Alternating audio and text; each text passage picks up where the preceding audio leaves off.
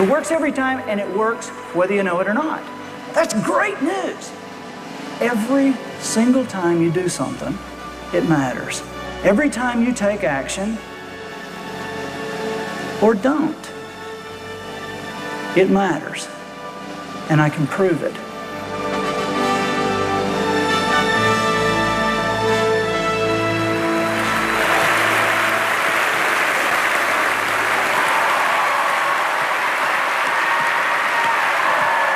Thank you. Thank you. Thank you very much. Thank you. Okay. All right.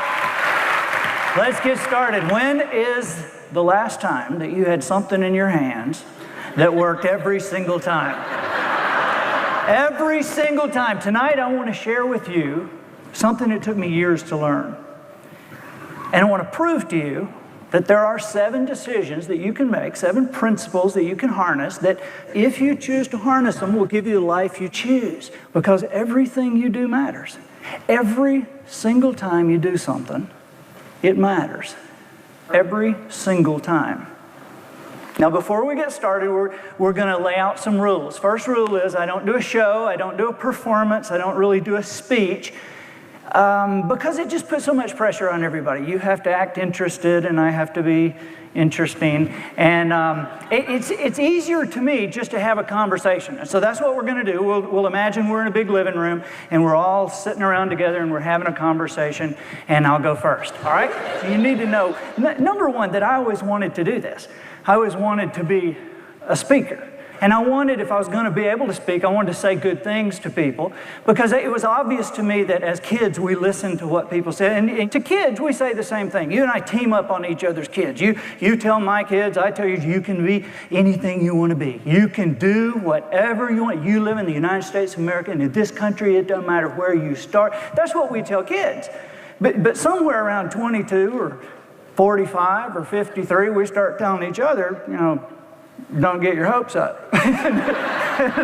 And you need to be a little more realistic. And I remember my dad saying things like when Abraham Lincoln was your age, Abraham Lincoln had a job. And when Abraham Lincoln was your age, Abraham Lincoln walked 12 miles through the snow to get to school. And I didn't say it out loud, but I remember thinking, when Abraham Lincoln was your age, he was president. All right?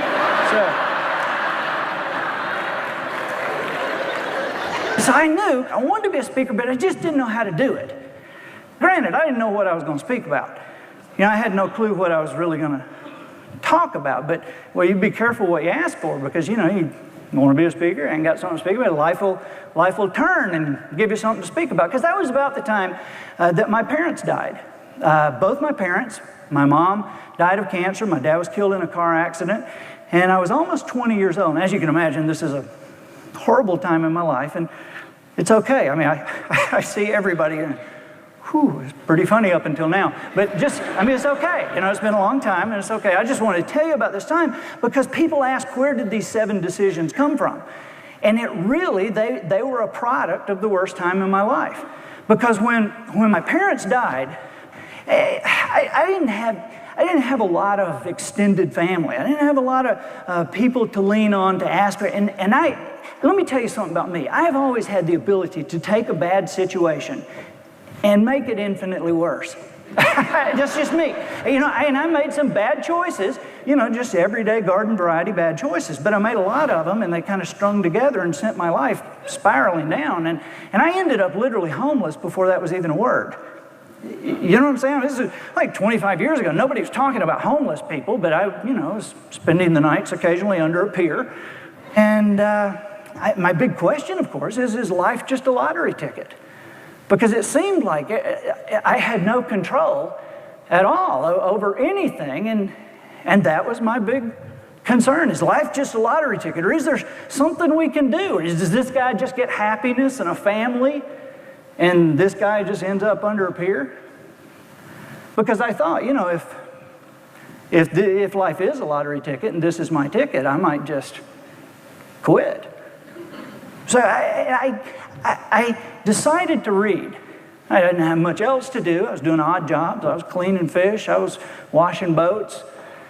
But I read, library cards are free, and I ended up reading a ton of books. I read between 200 and 300 biographies over the next couple of years of these happy, successful, financially secure, influential, great people. Okay, I was reading biographies of great people, which now that I say that, it makes me think, do they do biographies of any other kind of people? It's not a loser section at your local bookstore, is there? But I was trying to find out, what is it about them? Why were they this way? How did they turn out like this? Is it something they did? Or were they born that way? If it was something they did, how long did it take them to do it? And I found 7 things. I found 7 common denominators in their lives. It was curious to me because all 7 were very, very focused in the lives, in some way being used. And so those were the 7 things that I ended up putting in my life at that point to start yanking myself out of the circumstances. And so these are the 7 decisions that I want to go over with you tonight. And before we do that, let me just tell you that, because I just kind of sense everybody going, wow, his parents died, and a peer, and so I just want to, before we even go on, tell you that we're fine now.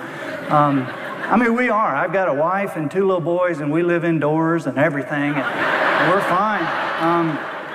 I've got 2 great little boys, a 3-year-old and a 5-year-old, and I'm trying to be a good dad. I think I am being a good dad. I'm not being as much like my dad as my dad was, even though I heard myself say to my 5-year-old the other night, I heard myself say, because I said so.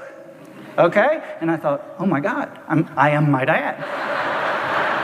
But what I've done with my little boys, I thought I didn't want to be my dad, so I wrote down all the most famous parental sayings, everything that's really famous, that parents say over and over again, and I wrote them down and I memorized them so that I could just say them to my children. And every day I get Austin and Adam in front of me and I say all 50 of them, then let them go to their room and choose the one they think's most appropriate for the time.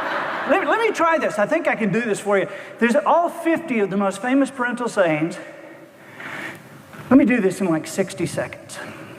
You better change your tune pretty quick or you're out of here. I mean it. Is that understood? Don't shake your head at me. I can't hear your head rattle. Don't mumble. You act as if the world owes you living. You got a chip on your shoulder. You're not going anywhere looking like that. You're crazy if you think you are. If you think you are, just try me. I don't know what's wrong with you. I never saw a kid like you. Other kids don't pull stuff like that. I wasn't like that. What kind of example do you think you are for your brothers and sisters? Sit up straight. Don't slouch. Would you like a spanking? If you'd like a spanking, just tell me now. We'll get this thing over with. You're cruising for a bruising. I'm your father. As long as you live in my house, you'll do as I say do. You think the rules don't apply to you? I'm here to tell you that they do. Are you blind? Watch what you're doing. You walk around here like you're in a daze. Something better change and change fast. You're driving your mother to an early grave. This is a family vacation. You're going to have fun whether you like it or not. Take some responsibility. Pull your own weight. Don't expect other people to pick up after you, and don't ask me for money. What do you think I'm made out of money? You think of a tree that grows money? You better wake up, and I don't mean maybe. Do you act like this when you're away from us? We're giving you everything we possibly could. Food on the table, a roof over your head. Things you never had when we were your age. You treat us like we don't exist. That's no excuse. If he jumped off a cliff, would you jump off a cliff too? You're grounded. I'm not going to put up with this for another minute. You're crazy if you think I am. If you think I am, just try me. Don't look at me that way. Look at me when I'm talking to you. Don't make me say this again.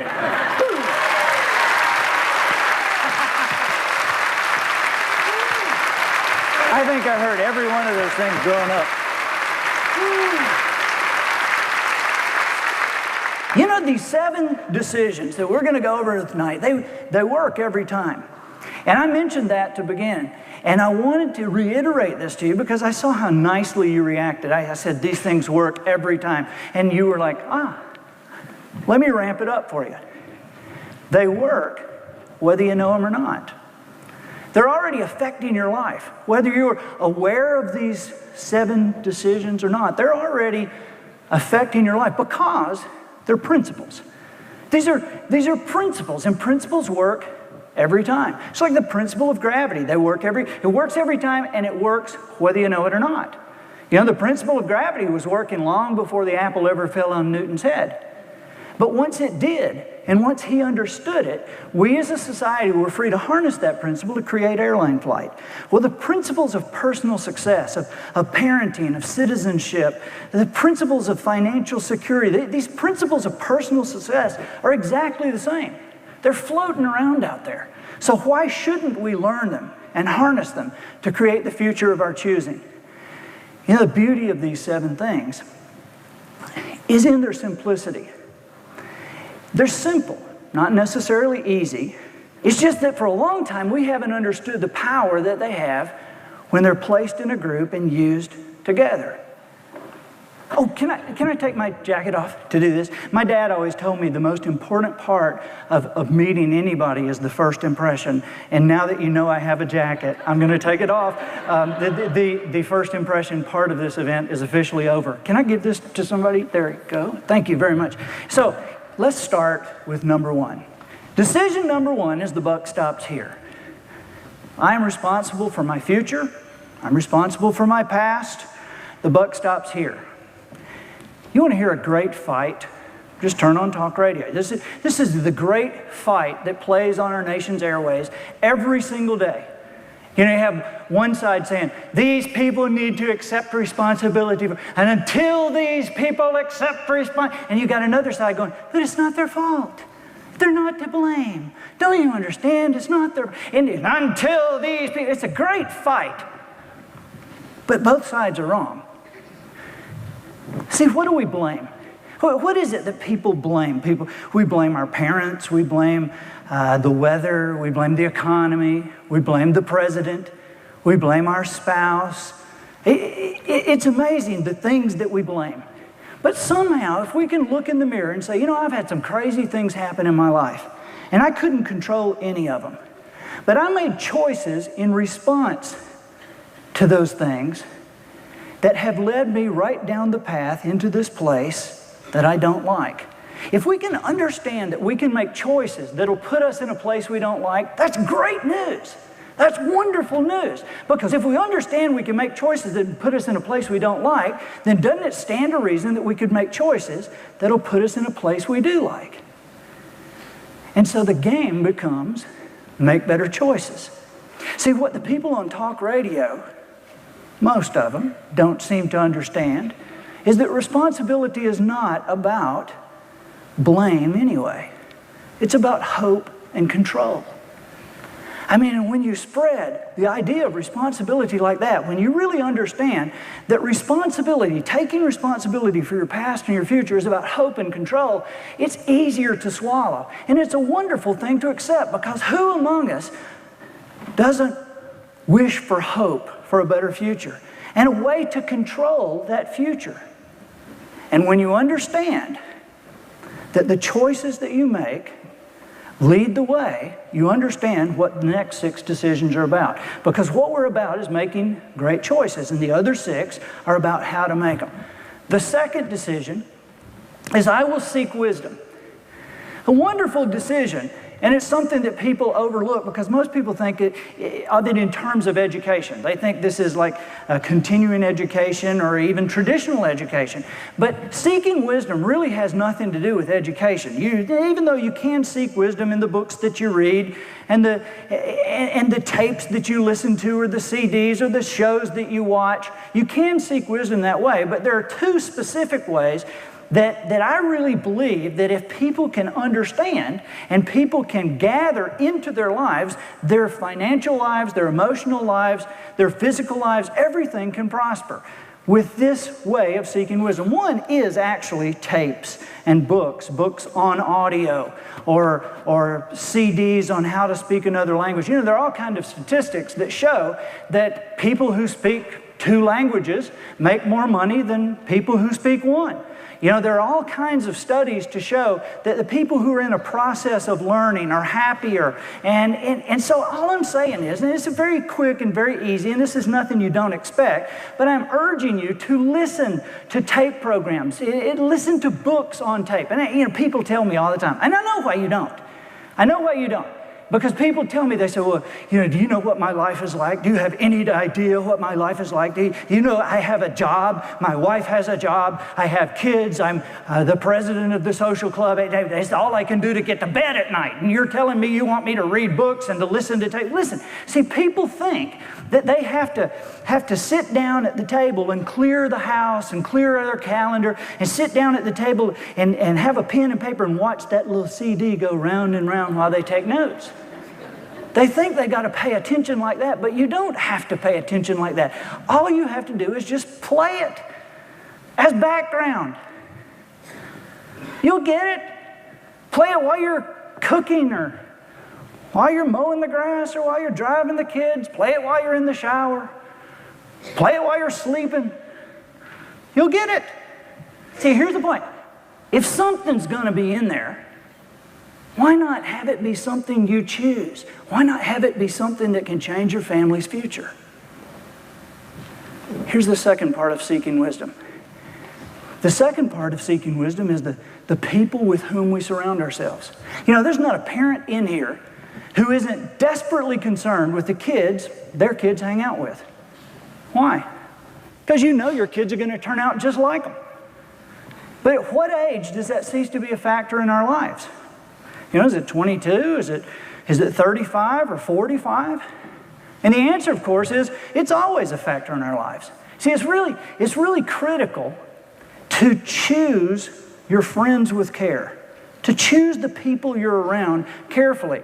So I'll ask questions, and one of the questions I ask, I'll say, tell me the three best attributes of a true friend. What is a true friend to you? Describe a true friend in 3 ways.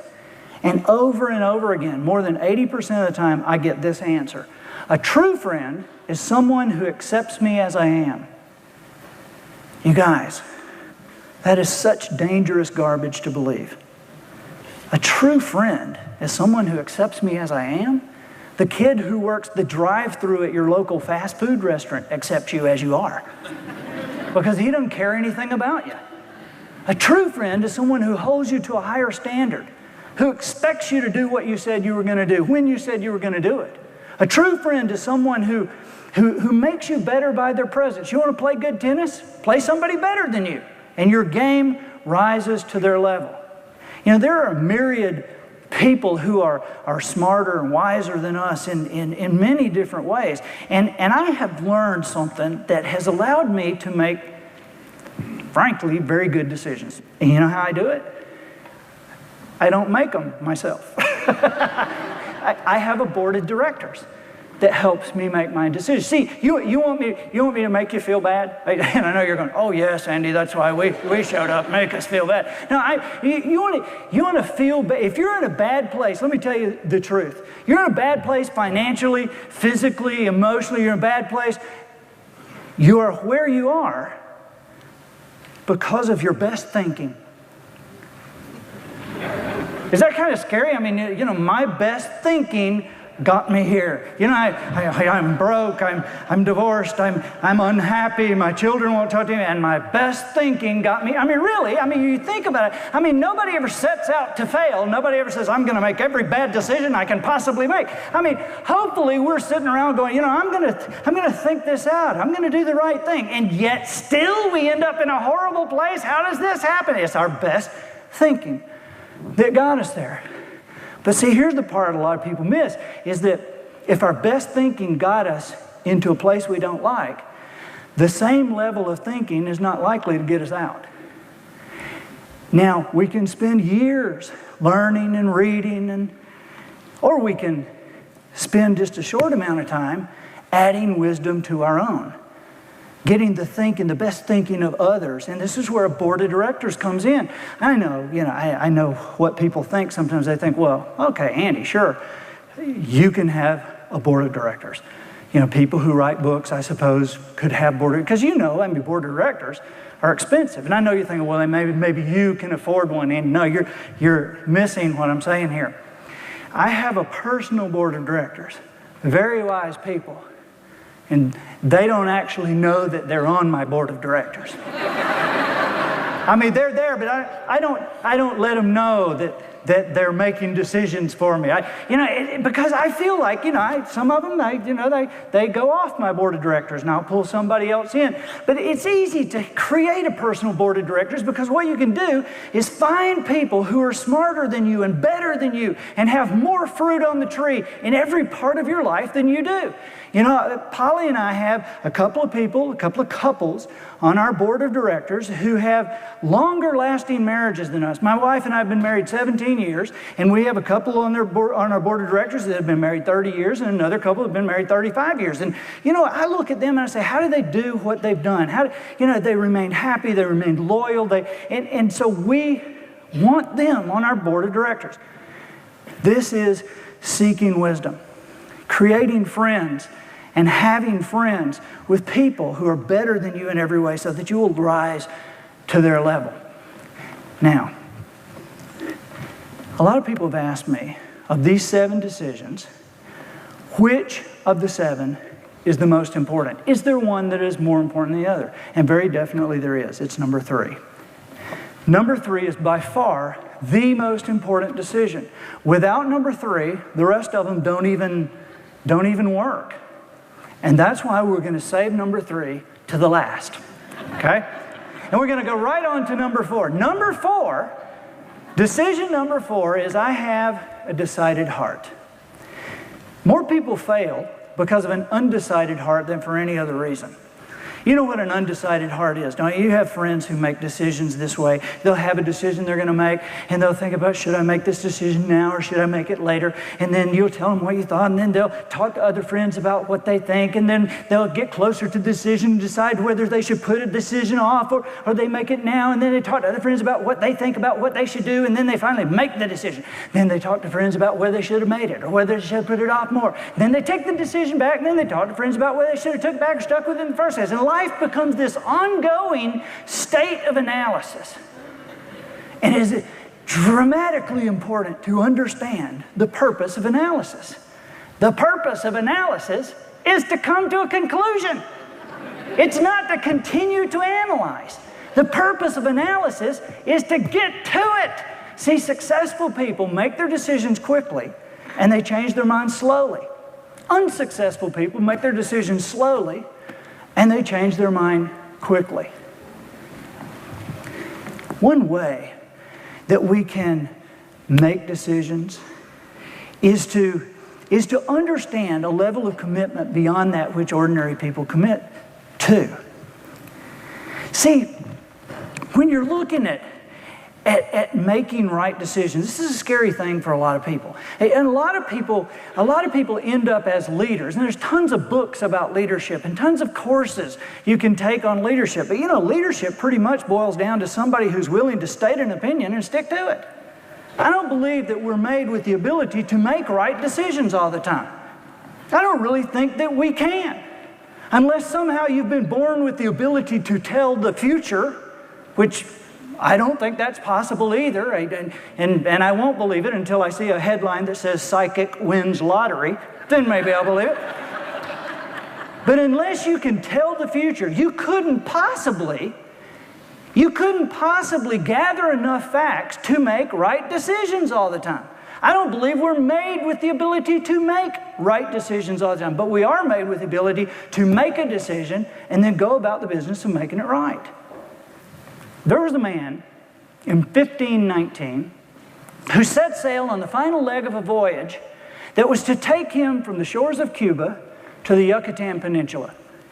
He had in his employ 500 soldiers, 100 sailors, 16 horses on 11 ships.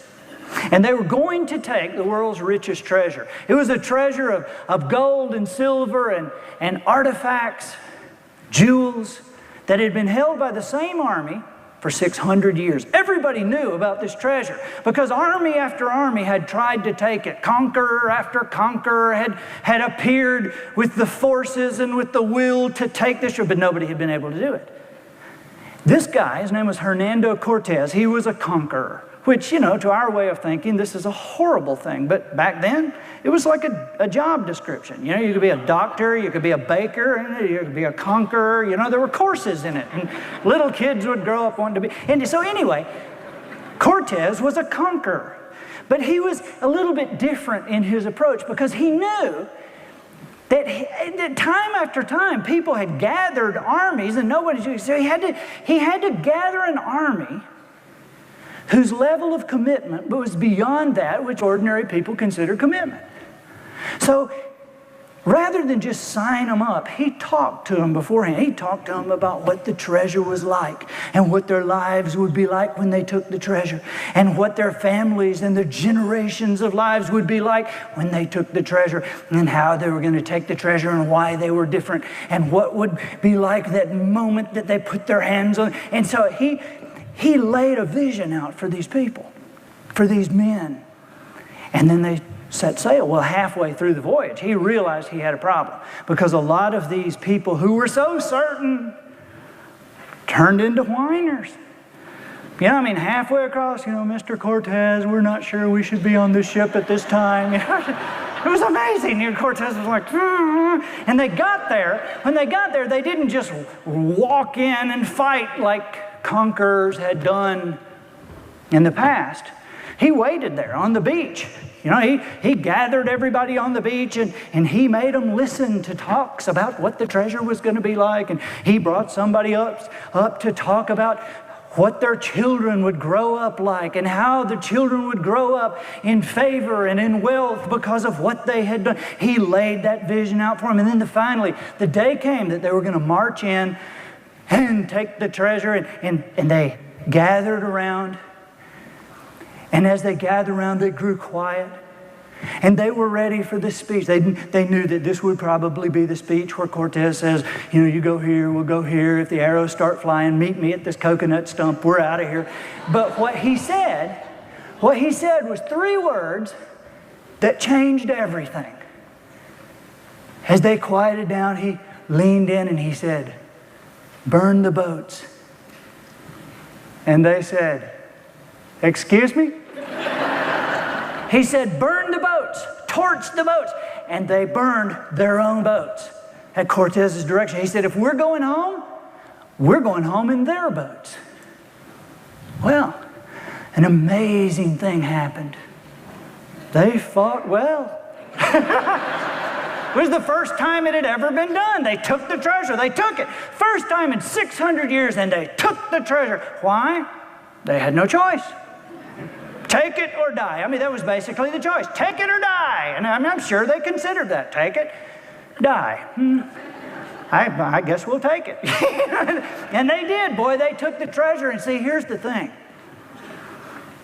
The question for us is, what is it in our lives that is still floating the excuses in our minds, that's keeping us from getting what we say we want? What are the boats in our hearts and in our minds that we need to burn? Now, I know why a lot of people are scared to burn boats. And frankly, a lot of it has to do with personal feeling. A lot of people are scared to burn their boats because they know they'll get criticized if they do. How many of you have been criticized for something you believe or something you've done or something different? Raise your hand if you have experienced criticism. Does it hurt? Does this hurt? I mean, this is horrible, isn't it? Well, let me tell you something. You want to find out tonight, you want to find out right now how to do away with criticism and do away with that awful feeling about being criticized. You want to find out right now how to deal with that once and for all? You want to know? I would too. Holy cow. Because I hate it. I mean, it tears me up. I mean, I'll spend my time writing a book or coming up with something to say, and somebody, "I don't like that, and I don't believe that," and I feel horrible. And I finally came to a conclusion, though. Do you know that the Catholic Church is now going through the process of declaring Mother Teresa a saint? Did you know that? Do you know how they do it? This is very interesting. To declare Mother Teresa a saint, they gather a tribunal of people to listen to testimony from a gallery of people who one at a time, over days and weeks, will come up and they will tell why Mother Teresa should be a saint. And these people, I mean, one after another, as long as they want, they stand, oh, ooh, she should be a saint. I mean, if anybody should be a saint, it should be Mother Teresa. Do you know what she has done? We saw her do this. We heard her say this. Oh, she should be a saint. And that's what, I mean, they line up and they let them get through. Then they line up another group of people who day after day, month after month, they line up and they tell this tribunal why she should not be a saint. And then they got people and they stand up, they go, not her. We heard Mother Teresa cuss one time. And whatever it is. I guess my point is this. You guys, if they're bad-mouthing Mother Teresa, you and me hadn't got a chance anyway.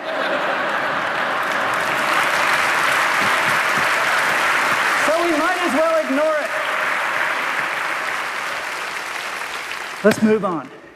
Not to number 3, which is the most important of the 7, but to number 5. Number 5 is curious to me. Number 5 is curious, and I'll tell you exactly why. Because number 5 is the one I take the most flack from about the media. The principle is this: today I will choose to be happy. That's the principle. And you and I know that happiness and success is not money. I mean, you and I know that, right? Yet the media seems to equate money and success. And so every time I do an interview or with a newspaper or on the radio, what they say is, well, I understand these other 7, but how in the world in today's economy could choosing to be happy affect anybody's financial future? My obvious answer was, well, think about it. If you're trying to get a job or you're hiring somebody and you got 2 people in front of you, they look the same, they're the same age, the same gender, the same education. One of them's griping and complaining, the other one's smiling and happy. Who are you going to hire? I mean, and that was obvious because that problem with the questions I was asked caused me to find out something about this 5th decision. Today I will choose to be happy. That absolutely blew my mind. And that is, of all 7 decisions, if there is one that has more to do with finances than any other, it's this one. It's choosing to be happy. Now understand, I don't really think that somebody can just say, okay, I choose to be happy, and snap their fingers and then they're happy. It's a little more complicated than that. I do believe that somebody can choose to be grateful and that happiness is a product of gratefulness. I do believe that somebody can choose to be grateful and they can sit down at a table with a pen and a pad and write down 100 things that they have to be grateful for, and 10 minutes later I do believe they can get up and feel differently.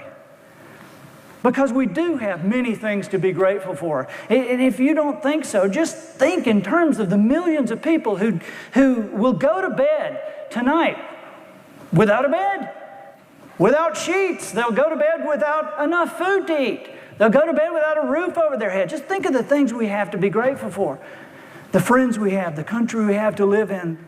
See, a grateful heart is incredibly important to gather to keep you out of the depths of feeling sorry for yourself. The seeds of depression cannot take root in a grateful heart. And I know you're going, oh, okay, what about the finances? Well, let's put it this way. Do you have friends that you don't dare ask them how they're doing? You know what I'm talking about? These people, you don't dare say, how you doing? Because you know they're going to answer you and it's going to take 10 minutes. How you doing? Well, you wouldn't believe it. Oh, it's just one thing after another. You know what happened to us last year? And of course, this year's been no different. Every time we think that it's fixing to get better, it's like the dump truck backs up in our yard and just dumps it all over us again. Our lives are just getting worse and worse. You know what? This will kill you. This will just blow your mind. It was incredible when I understood that these people, these moany, whiny, complainy, groany people, who think that their lives are getting worse and worse, get this. They really are getting worse and worse.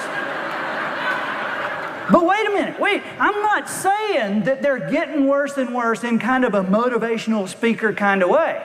I'm not saying that at all. I'm not saying your attitude determines your altitude. I'm not saying what you think is what you are. I'm not saying that at all.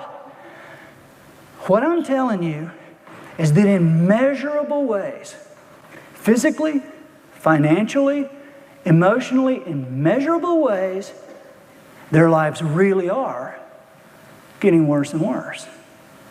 And here's why. Our opportunities, our encouragement, our information and knowledge, they come from people that are placed in our lives. And these whiny, moany, groany people are getting a lot less opportunities and information and encouragement than everybody else. Why? Because nobody wants to be around them. I mean, it's very simple. You think about it. I mean, how do you deal with them?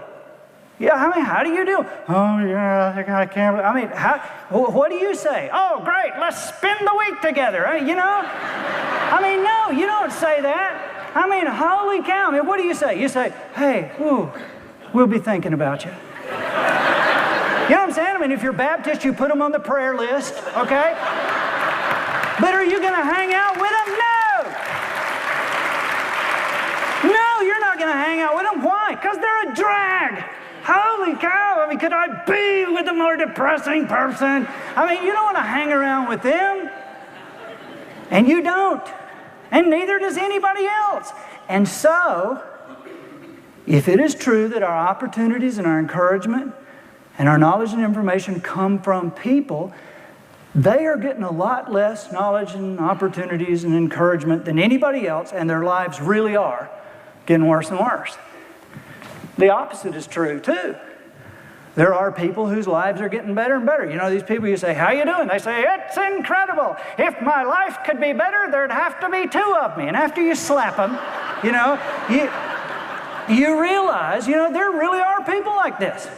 You know what I'm saying? I mean, don't you know people like that their life seems to be on a roll? That everything, it's just like everything they touch works. And they're happy and they're happier and their family, I mean, it's just the life seems to be working for them. Well, it is. And the reason is very simple. If our opportunities and our encouragement and our knowledge and information come from people, these people have a lot more people around them than everybody else because they have become people that everybody wants to be around. I mean, I'm being real honest with you. I realized that when my parents died, that I went through a long period of my life that I didn't have anybody in my life to say that had the guts or that I would allow to say, hey, you don't talk like that. Hey, that isn't how you eat when you're out with people. You know, I didn't have anybody to say, look, this is how you need to dress. I realized in my early 30s I need to be a little harder on myself than the rest of you guys to catch up.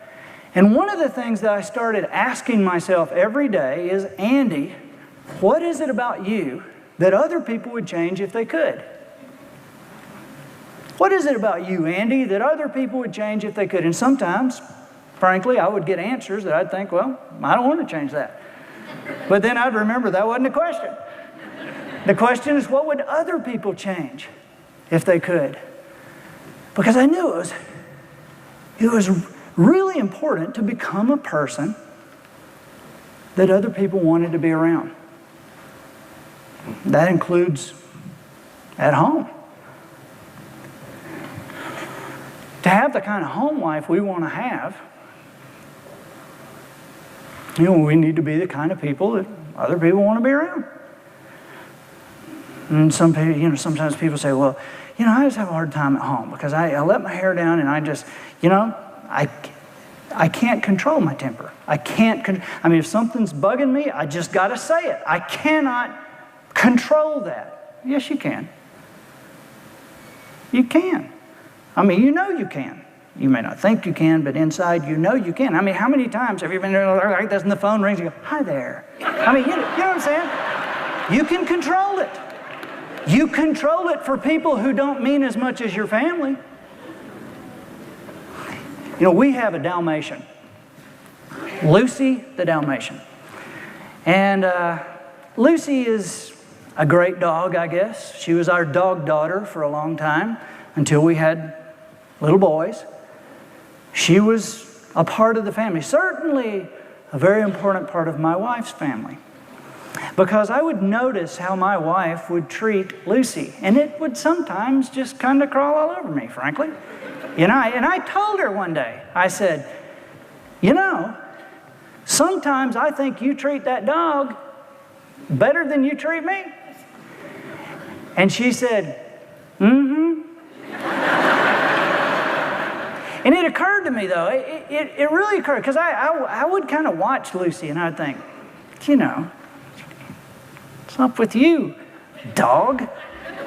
But I realized, I would watch her, and I realized that a lot of times, if Polly came in the room, I'd be on the phone, and I'd, hey, or if I'm on the phone and she came in the room, I go, shh, or if I was doing something with somebody else, we'd hi or maybe not, and that isn't how Lucy treated Polly.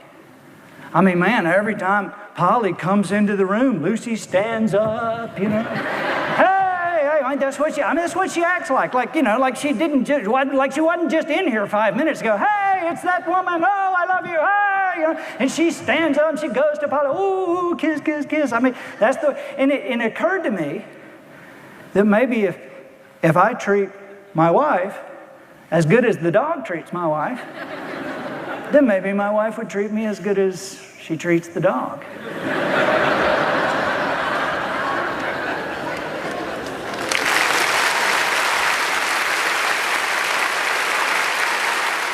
I would like to go immediately to number 3, because number 3 is going to kill you. It's going to set everything in motion for you. But we can't go to number 3 until the end. So, let's go to number 6. Number 6. Oh, I love number 6. How many of you have heard of anger management? How many of you have known someone who went to anger management? How many of you have ever been personally sentenced by a judge? No, I'm just kidding. And my point is, anger management is a huge, huge thing in our world today. And it's a crock. I'm telling you, listen to me. Anger management, you're kidding me. I mean, think about this. You got a person here who basically decides this. I have this deep-seated rage and resentment that has been boiling in my life for years. And now it's bubbling out of control into public areas, and I'm doing things that are embarrassing my family, and possible jail time might be involved.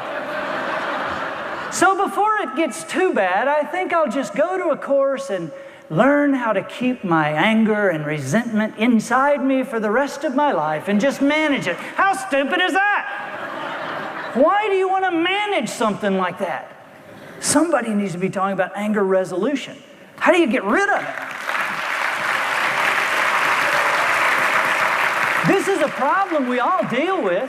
Yeah, I mean, anger, this is a problem we all deal with. I mean, how many times have you been, you're almost asleep. You're almost asleep. Yeah, everybody else is asleep, and you're just about, and all of a sudden your eyes pop open, and you think about that guy and what he said today, and what you said, and what you should have said, and if you had him in front of you right now, what you'd say, and maybe tomorrow he'll walk in, and you run this little theater of the mind. This little theater. How many times, guys especially do this. How many times, guys, you've been driving down the highway and your wife says, "What's wrong?" And you realized you were thinking about that guy and what he said and what you would have said. And if you're a guy, you think about punching him. Ladies, do you know that we still we're 40 and 50 years old and we still think about punching somebody out by the monkey bars. It is amazing. And here's the crazy thing. What I have found is that 99.9% of the time, these people that we're so irritated, these people who have offended us so deeply, are sleeping and living their lives without any clue that we're bent out of shape. And so whose life is it ruining? It's our life. It's our life that's being consumed. And the answer is the 6th decision. I will greet each day with a forgiving spirit. See, I used to think that forgiveness was like a knighthood. I used to think that forgiveness was something that I would bestow upon some lucky person who come dragging their sorry butt into my presence, begging and pleading and crying with me for some of my valuable forgiveness, that maybe I would forgive them and let them. You know what I'm saying? I used to think of it like that. But my problem was when I really started researching forgiveness, and I couldn't find any book or any expert to tell me that for one person to forgive another person, that other person had to ask for it. I couldn't find any book or any expert to tell me that for one person to forgive another person, that other person had to deserve it. I couldn't find any book or any expert that would tell me that for one person to forgive another person, that person had to even be aware they were being forgiven. Everything I read, everything I knew, had begun to tell me that the deal was just to forgive. That forgiveness had a lot more to do with us than it did with them. Holy cow, it's not even mandatory that they be aware of the process. See, forgiveness is a gift that means more to the giver than it does to the person being forgiven. And sometimes, you know, when I'm talking about this, I have people say, oh, what? So they're just going to get away with it? I have people say, oh, so forgive and forget? No, I didn't say that at all. See, forgiveness is about us. Trust is about them. Forgiveness is about the past. Trust is about the future. Do we forgive somebody who steals from us? Yes, we do. Do we continue to do business with them? No, we don't. See, forgiveness is a decision, not an emotion. If we tackle this thing with an emotion, our emotions drag us the other way. But if you'll notice, emotions follow decisions. And so when we decide to forgive, our emotions follow along in that manner. Forgiveness is such a huge key. And let me tell you this. There is one person in here that most of us need to forgive. And that's you, yourself. We have piled so much on our own shoulders. You know, there are so many things that we have intended to do that we didn't do. So many promises we made we didn't keep. So many goals we set that we didn't hit. And they've just piled up on us to such an incredible degree that it's just, the weight is just crushing. And the point, I guess, is, you know, I'm not mad at you. So why are you mad at you? Do me a favor. Abraham Lincoln lived a life of forgiveness. And I would like to read to you a scroll given by Lincoln. And if you will, just close your eyes, just right where you are. Just close your eyes. Just listen to the sound of my voice. And internalize these words as I read to you what Lincoln wrote. The sixth decision for success. I will greet this day with a forgiving spirit. For too long, every ounce of forgiveness I owned was locked away, hidden from view, waiting for me to bestow its precious presence upon some worthy person. Alas, I found most people to be singularly unworthy of my valuable forgiveness, and since they never asked for any, I kept it all for myself. Now the forgiveness that I hoarded has sprouted inside my heart like a crippled seed yielding bitter fruit. No more. At this moment, my life has taken on new hope and assurance. I now understand that forgiveness has value only when it's given away. By the simple act of granting forgiveness, I release the demons of the past, about which I can do nothing anyway, and I create in myself a new heart, a new beginning. By the act of forgiving, I am no longer consumed by unproductive thoughts. I give up my bitterness. I am content in my soul and effective again with my fellow man. I will greet this day with a forgiving spirit. I know the difference between right and wrong. I know what is best for the future of my family, and neither misguided opinion nor unjust criticism will alter my course. Those who are critical of my goals and dreams simply do not understand the higher purpose to which I have been called. For many years, my greatest enemy has been myself. Every mistake, every miscalculation, every stumble I made has been replayed again and again and again in my mind. I realize today it is impossible to fight an enemy living in my head. By forgiving myself, I erase the doubts, fears, and frustration that have kept my past in the present. From this day forward, my history will cease to control my destiny. I have forgiven myself. My life has just begun. I will greet this day with a forgiving spirit. Look up. Take a deep breath. Forgiveness could possibly be the biggest one of the 7. Because truly, without this one, it's hard to gather that happy one, that grateful one. It's hard to gather number 3 that we're going to get to in just a few minutes. It's hard not to be frozen when we're living lives of unforgiveness. So remember, number 6, I will greet each day with a forgiving spirit. Number 7, you have never heard. I can't wait, because you've heard all the rest of them. Are you ready? Number 7, I will persist without exception. I know what you're thinking. You're going, I've heard that. No, you haven't. What you have heard is, I will persist. It's that without exception part that everybody leaves off. See, here's a beautiful thing about persisting without exception. When you persist without exception, miracles occur. You're somehow allowed to find a way where there is no way. This is what happens. See, anytime you make a statement that you're going after something big, that you're going to do something unusual, you're going to do something great, anytime you do that, you got to know this: it's going to be hard. If the reward is big, it's going to be hard, because there is only a reward for something that's tough to do. You know, I mean, if it was easy to do, everybody would be doing it and there would be no reward. Anytime you go after something big, there will be a time that it will be obvious to everybody that it's over.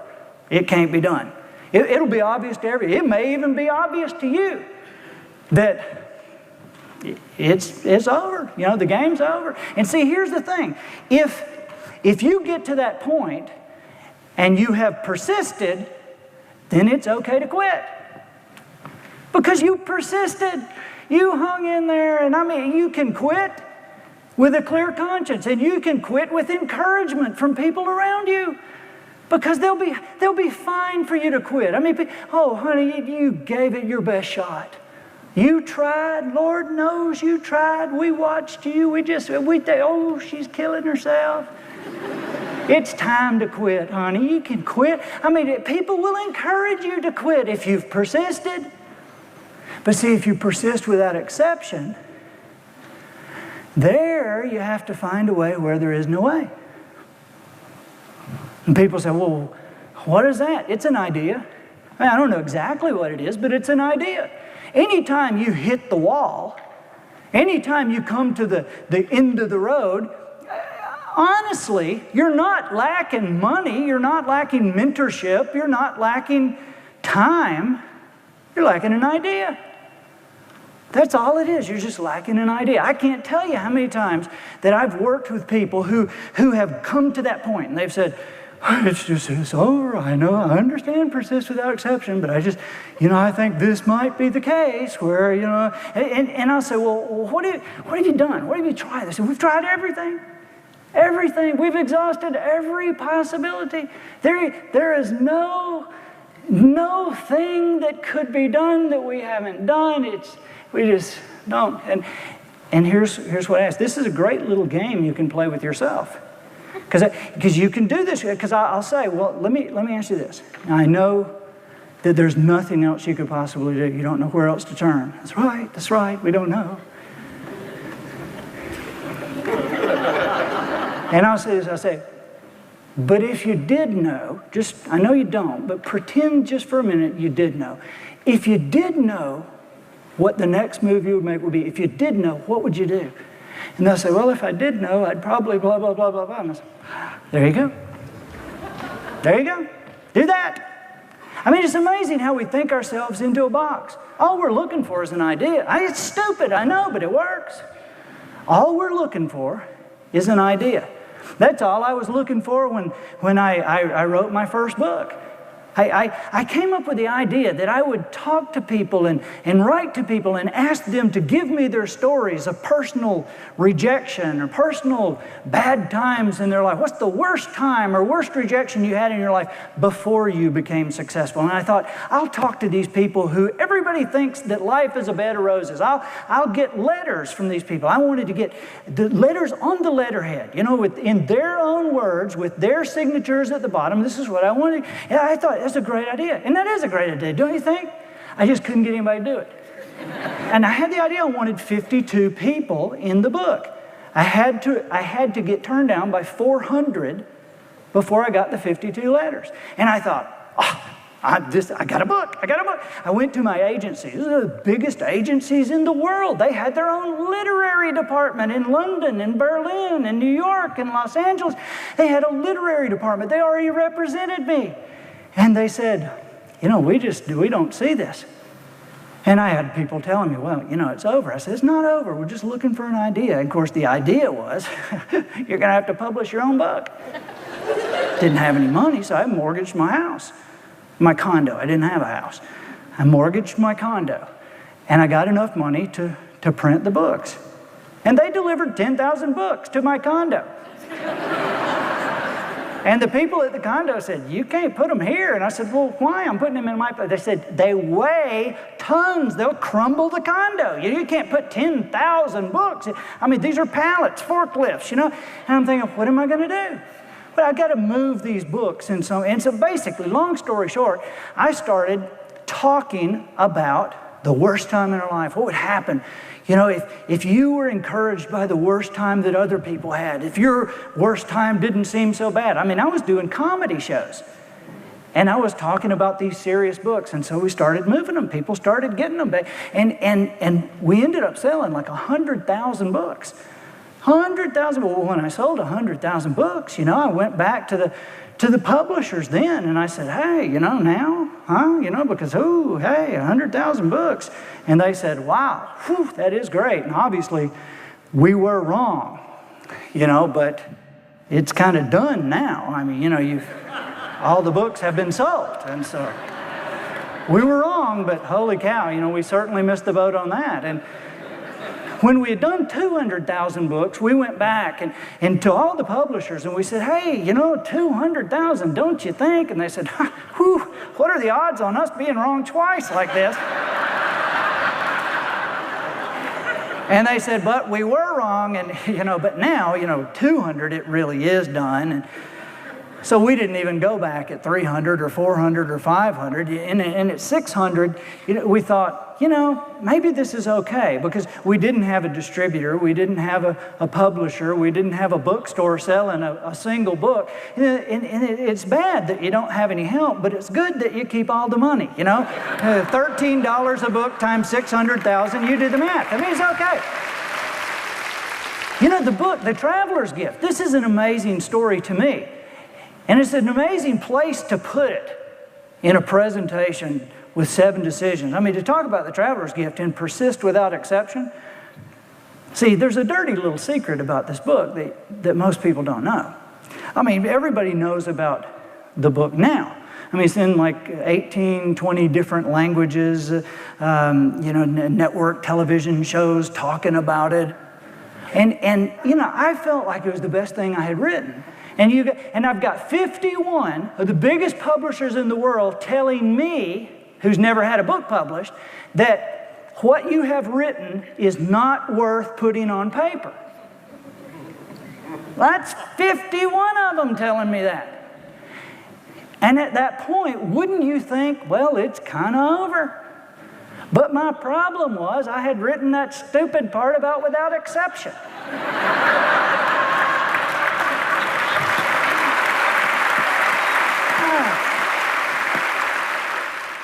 But a miracle occurred.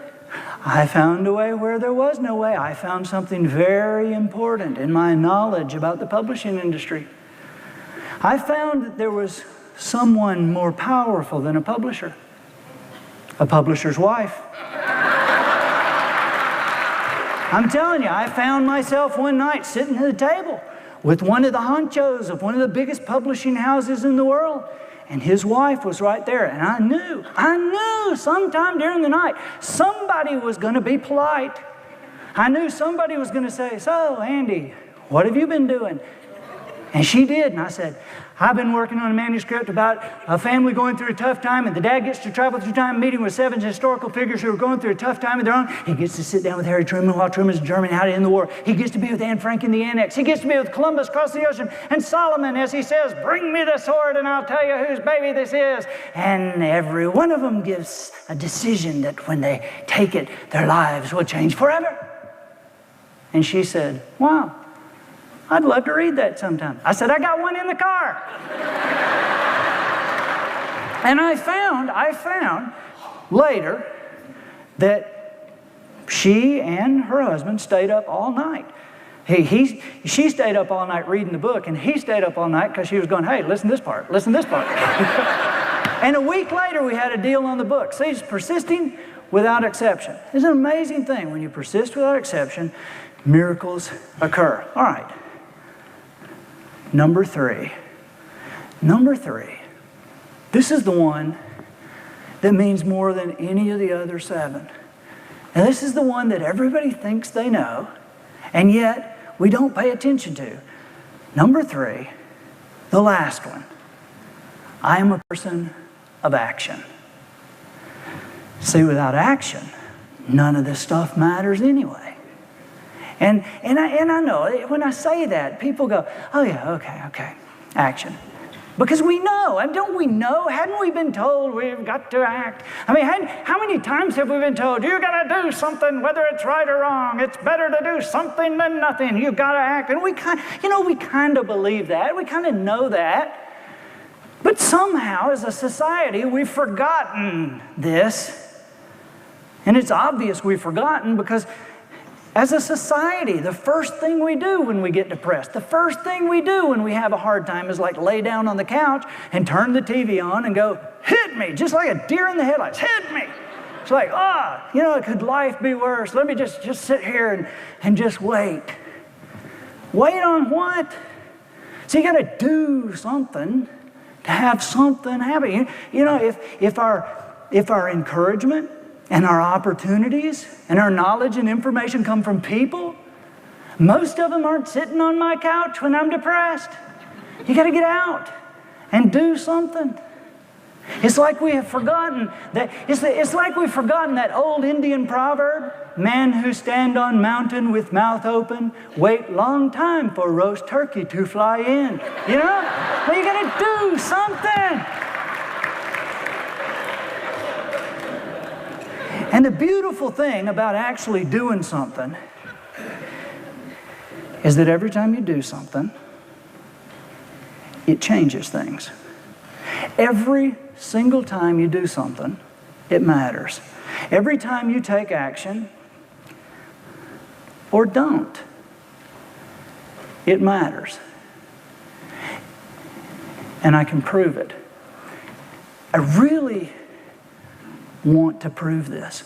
More than anything else that we've talked about, I want you to know this. Because when we understand not only our value, but we understand the value of other people, and understand that nobody is more valuable than anybody else, because every single thing every one of us does matters for all of us and forever. When we understand that, things are different. And yet it's very apparent to some of us that some of us are more important than others of us. Some of us are not needed at all. Some of us could do it all by themselves. I mean, I love talking to corporations about this because it is wonderful to take a CEO and prove to him that this isn't just the lady answering the phone over here. This is the director of first impressions for his entire company. You know, I mean, the CEO, you could go on vacation for 3 or 4 weeks and we might not even know you're gone. If she takes the afternoon off, we might close up. I mean, don't tell me that we aren't all important.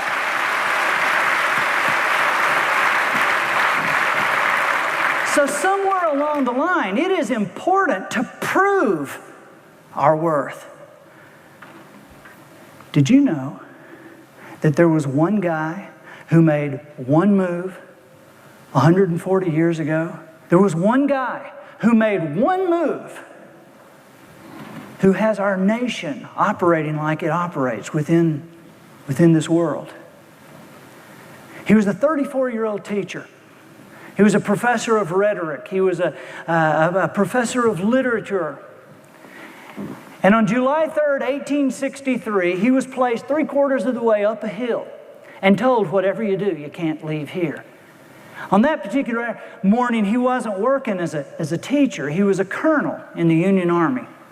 Now, he wasn't a colonel because he knew any military strategy or battle tactics. He was a colonel because he was the first guy from his hometown to volunteer. I mean, really, that's really how it happened. He walked into the recruiting office and they said, thank God we have a colonel. Next 2 guys through the door are majors. I mean, this is basically how it went. And they told this guy, they said, whatever you do, you can't leave here. They said the enemy is going to try to breach our line through you, and if they come through you, they'll get behind us and they'll catch us on a downhill charge. And they'll wipe us all out. They said, if disaster strikes, it will have come through you. They told this man, they said, Joshua Chamberlain, you are the extreme left edge of this line of 80,000 men that runs from you all the way into that town over there called Gettysburg. Well, they spent the entire morning laying up a rock wall. It's amazing. I've been there. It's like 110 yards long with pie plate sized rocks stacked one on top of each other like thigh high over a gentle rise with a big stone right in the middle. And at 2:30 in the afternoon, they took the first charge from the 15th and 47th Alabama. And Chamberlain and his men of the 20th Maine pushed them back. The 15th and 47th Alabama charged again and again. And on the 4th charge, Chamberlain took a bullet dead center in the belt buckle. He fell over, rolled around, realized he wasn't hurt, got back up, kept fighting, and they pushed him back down the hill again. They'd started in Bangor, Maine 6 months earlier with 1,000 men. They'd started that morning with 300. Now they're down to 80 and out of ammunition. Chamberlain's brother, Tom, came over and said, we're leaving, right? And Chamberlain said, no, Tom, we're not going anywhere. Sergeant Tozier, the old battle sergeant, came over and said, sir, shall I sound the retreat? He said, no, Sergeant, we will not retreat. He said, sir, we're out of ammunition. Chamberlain said, have the men gather ammunition from the dead and the wounded. And the sergeant said, we did that last time. We're out.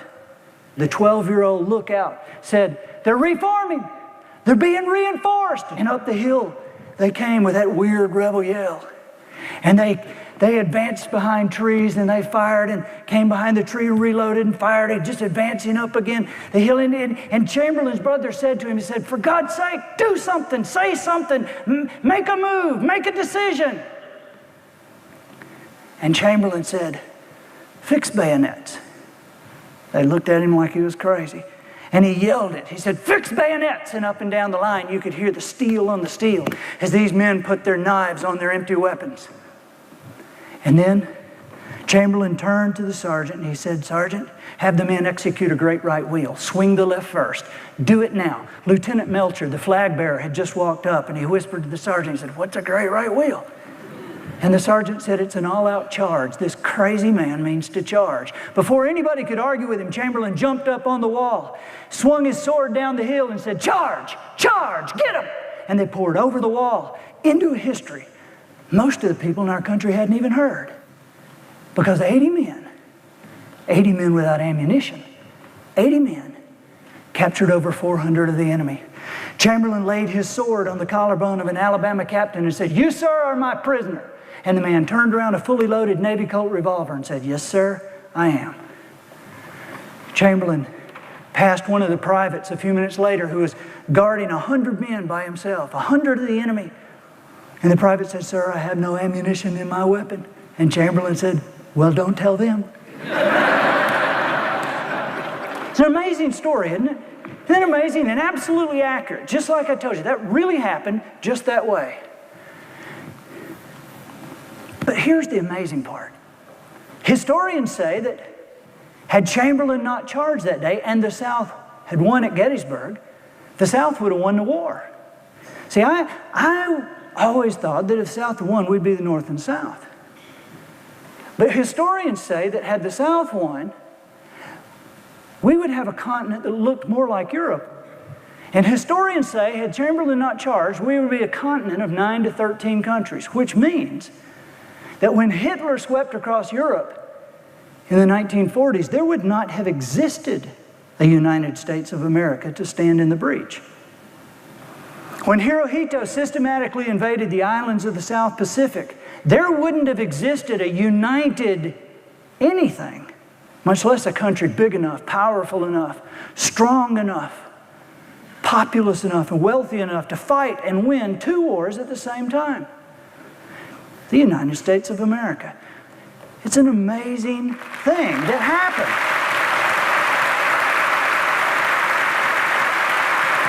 And it's a country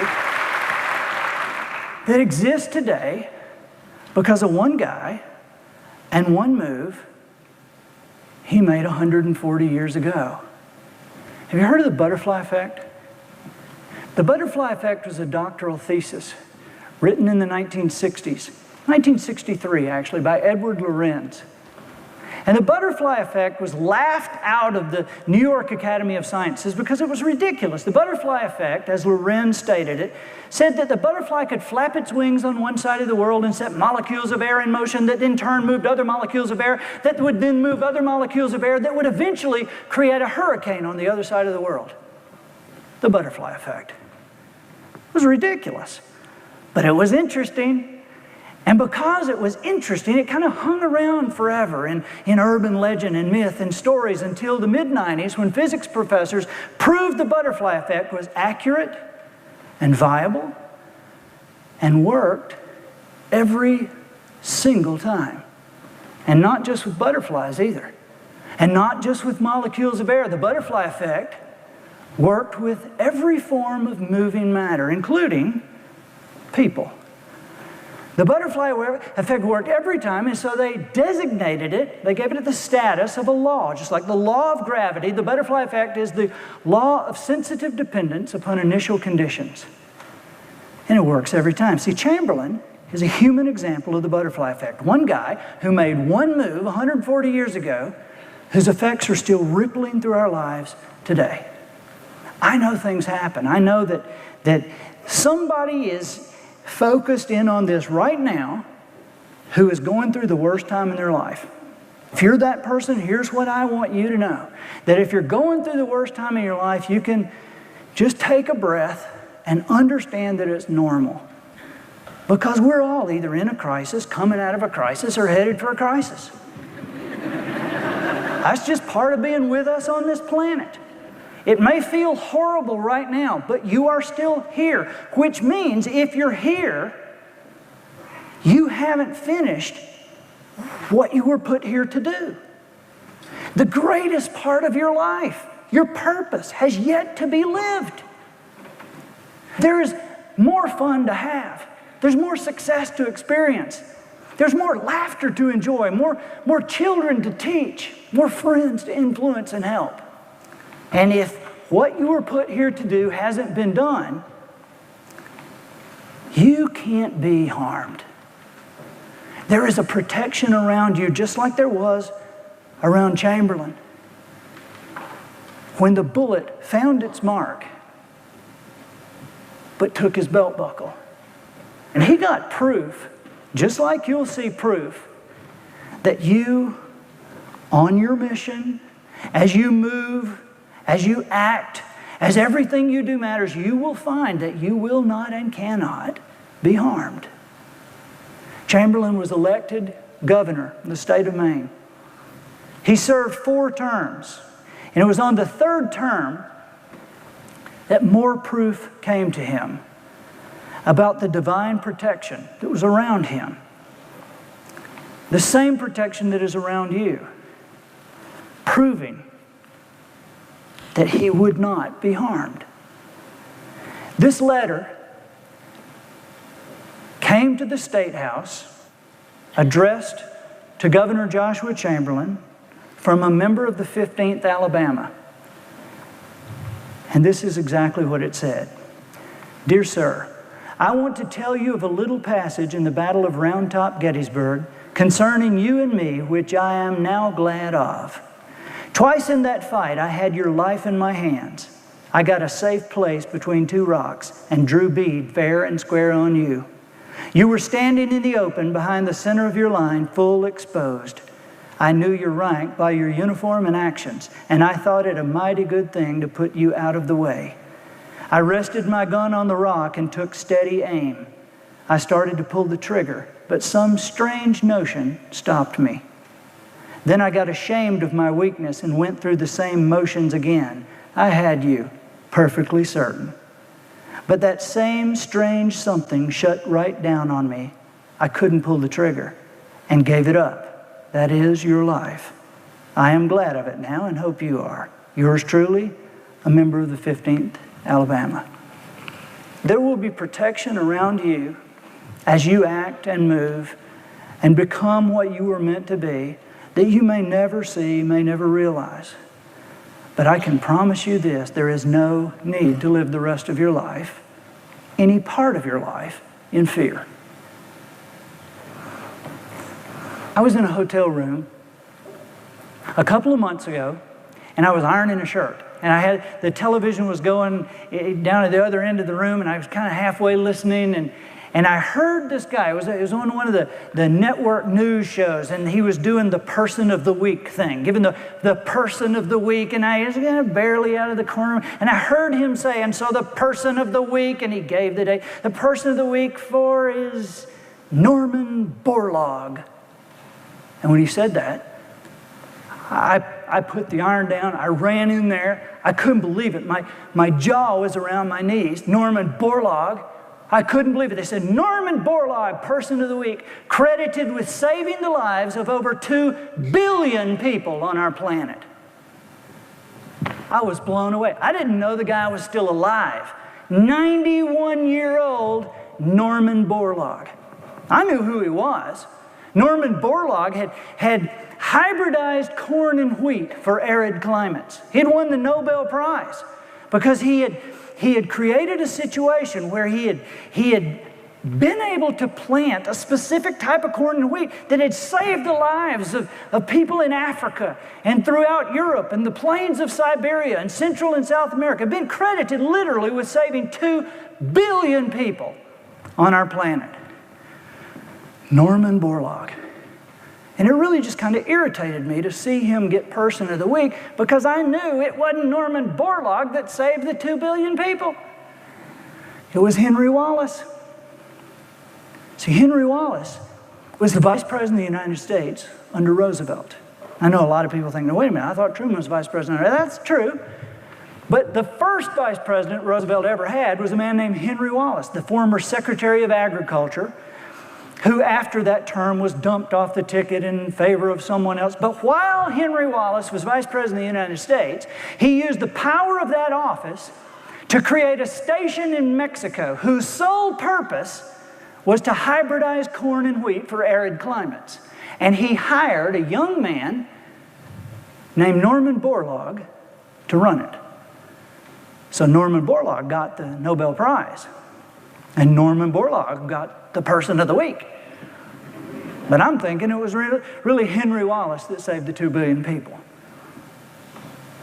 Unless maybe it was George Washington Carver. Everybody knows Carver and knows about the peanut thing and the sweet potato thing, but But what they don't know is that when George Washington Carver was a student at Iowa State University, he had a dairy sciences professor who allowed his 6-year-old little boy to go on botanical expeditions on Saturday and Sunday afternoons. And George Washington Carver took this little 6-year-old boy and put a love for plants in him and a vision for what they could do for humanity. And it was George Washington Carver who took that little 6-year-old Henry Wallace and shaped him and pointed his life in a direction long before he ever became Vice President of the United States. So when you think about it, it is amazing, isn't it, that George Washington Carver flapped those butterfly wings over here and had that peanut thing going, flapped those butterfly wings over here and had that sweet potato thing going. He flapped his wings back here and had that victory garden idea that fed over half the Americans during the World War II. But while nobody was looking, he just flapped his wings a couple of times with a 6-year-old boy and just happened to save the lives of 2 billion people and counting. So I'm thinking, Carver for Person of the Week.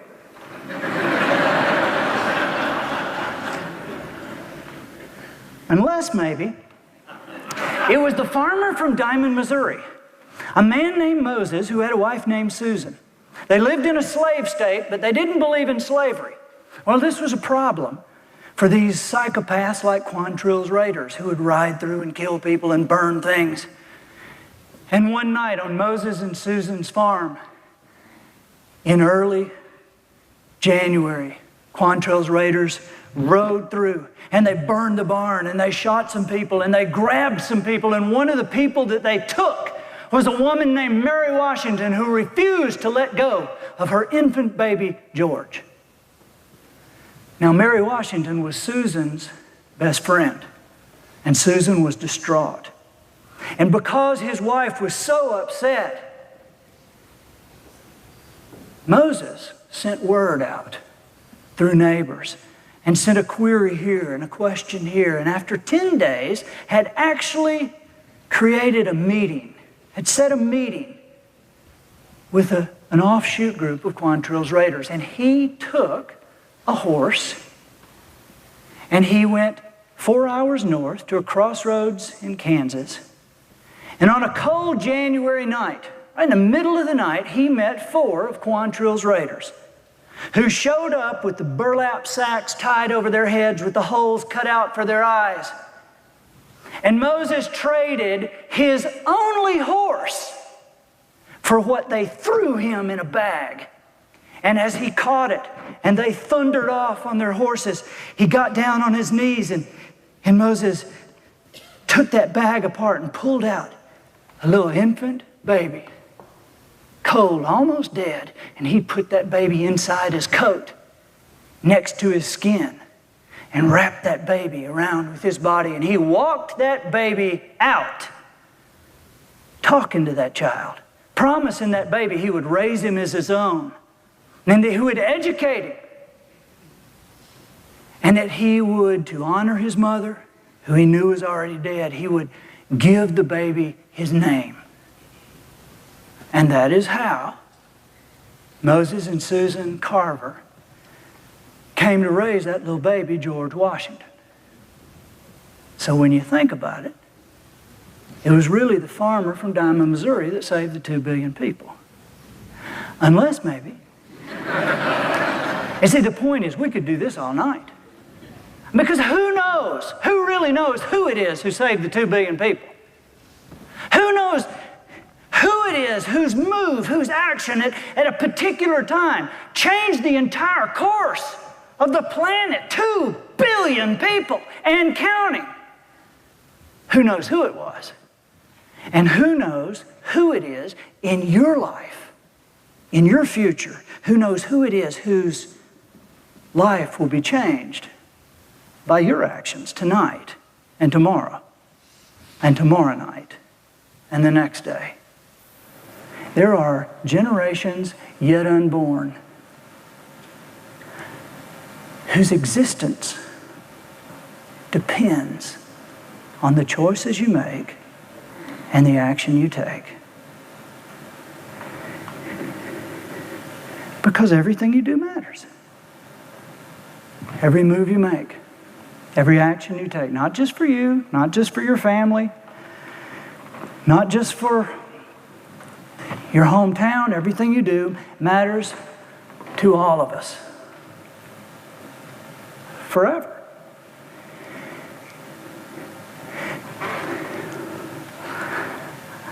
I'm through. But I want to leave you with something. From me to you, I want to tell you something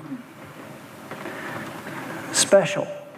And because I don't know really what the future holds, I feel like I need to make sure that you know that I don't hope you do great things with your life.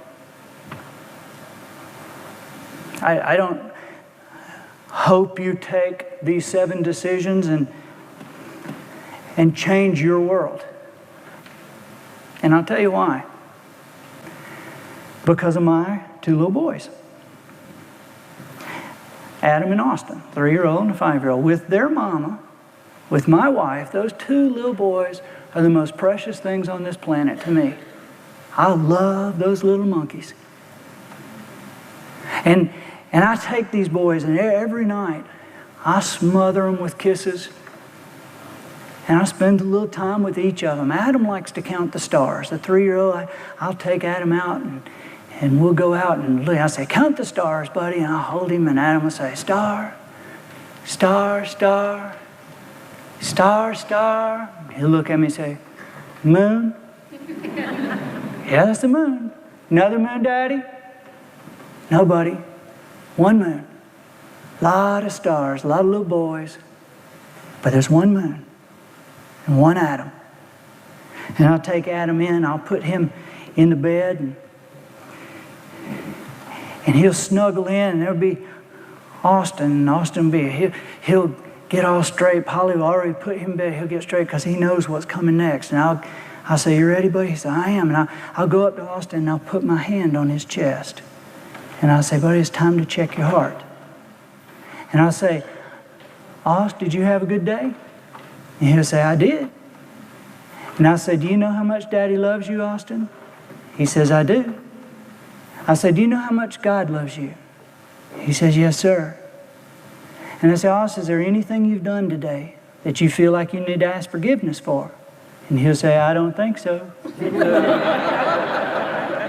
And I say, buddy, is there anybody you're mad at, anybody you're upset with, anybody you need to forgive before you go to sleep? And he'll say, no, sir. I say, Austin, are you proud of yourself? He'll say, I am. I say, do you know how proud of you Daddy is? He says, yes, sir. I said, we're going to have a good day tomorrow? He said, we are. I said, then close your eyes and go to sleep, buddy, because you got a great heart. I love these little boys. And that is why I would never, ever tell you that I hope you do great things with your life. I'm expecting it. Because everything you do matters. Every move you make, every action you take matters not just to you, not just to your family, not just to your friends or your hometown. Everything you do matters to me in Orange Beach, Alabama.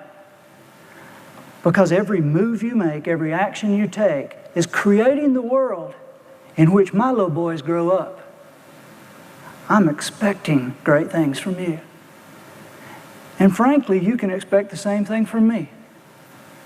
We're in this together. We should hold each other accountable. Because everything we do matters. And we will make a difference. But the question is, what kind of difference are we going to make? And you already know the answer. The answer is a great one. Thank you guys. It's been a privilege to be here. Thank you very much.